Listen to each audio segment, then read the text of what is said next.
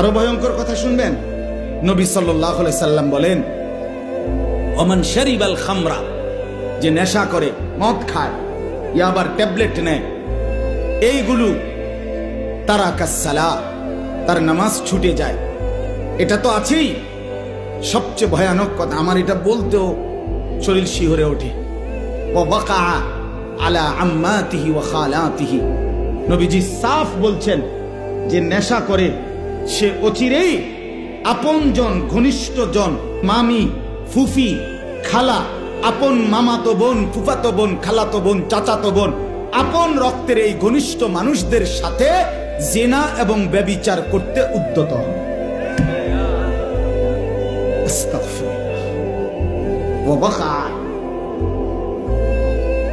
সরাসরি রাসূলুল্লাহ বলছেন সাল্লাল্লাহু আলাইহি ওয়াসাল্লাম। আপনার মেয়ে 14 বছরের যুবতী সুন্দরী মেয়েটা এতটা টাইট কাপড় পরে, 8-7 কাপড় পরে, এতগুলো পাউডার সুনু ফেয়ার এন্ড লাভলি লাগাইয়া এ বুড়ি বাইরে যায়, আমনে মা তাকাইয়া রইছেন, আমনে যে মাতেন না যে জি কারে দেখাইতে যাও। হ্যাঁ, তোমারে যারা দেখবে দুই রাস্তার দুই পাশে, তারা মুত্তা ফানি লয়নি জিঙ্গাও গিয়া পেশাব করে পানি লয়নি। রাক্ষসের মতো যারা হা করে তাকিয়ে দেখে রাস্তার বেপর্দা বোনকে, ওই অপদার্থ, ওই অসভ্য, তাকে দেখার জন্য আপনি আপনার সামনে দিয়ে আপনার মেয়ে বেপর্দা বেহায়া বের হলো, আপনি মা না? আপনি বাবা না? আপনি আপনার সন্তান চিনেন না? আস্তাগফিরুল্লাহ। মহিলাদের মাসিক ঋতুস্রাবের পরে কিভাবে গোসল করতে হয়, এটা একজন মহিলার জানা ফরজ। ফরজ মিয়া, হাজারো মহিলা এটা জানে না।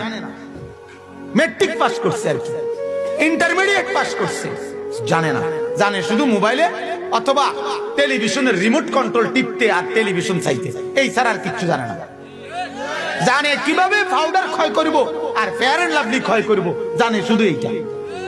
কিন্তু অথচ অপবিত্র নারী যদি ফরজ গোসল কিভাবে করতে হয়, তার মাসিক পবিত্র হওয়ার পরে কিভাবে পবিত্র হইতে হয়, এটা যদি না জানে তার এক ওয়াক্ত নামাজ কবুল হবে না।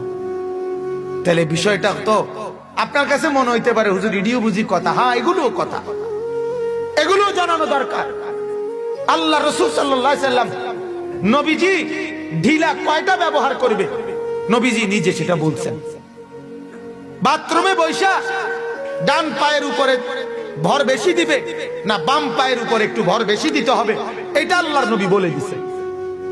ঢিলা টয়লেট পেপার সামনের দিক থেকে পিছনে নিবে না পিছন দিক থেকে সামনে আনবে, এটা আল্লাহ রাসূলের হাদিস থেকে নবী বলে দিছে, উম্মতকে শিখায় দিছে।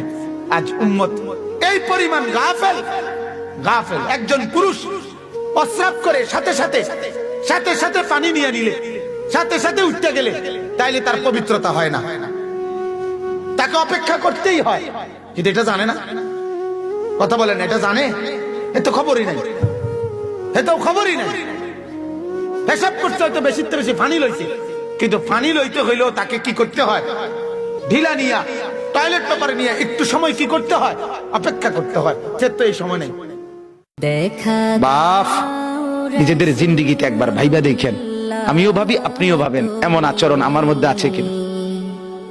3 দিন ধরে যে বাড়িতে মেয়ের বিয়েতে, ছেলের বিয়েতে যে ডেক সেট বাজাইলেন, কারে খুশি করার জন্য?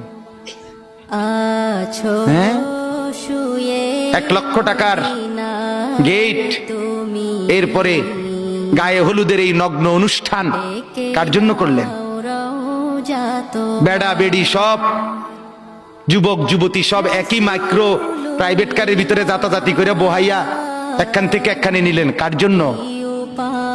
পুরা প্যান্ডেলের ভিতরে একসাথে বেড়া বেড়ি একত্রে খায়, নাচে, গায়, ফুর্তি করে, কার জন্য? শুধু সমাজ, সোসাইটি, পরিবেশ, সোসাইটি মেনটেন করছেন, সমাজ মেনটেন করছেন। ছেলেরা চাইছে, মেয়েরা চাইছে, বাচ্চারা চাইছে, এতে হেতে চাইছে, তো মালিক তিনি কি চাইছিল? ওনার কথা মনে হয় নাই? রাসূল সাল্লাল্লাহু আলাইহি সাল্লাম তার কথা মনে হয় নাই? বলেন।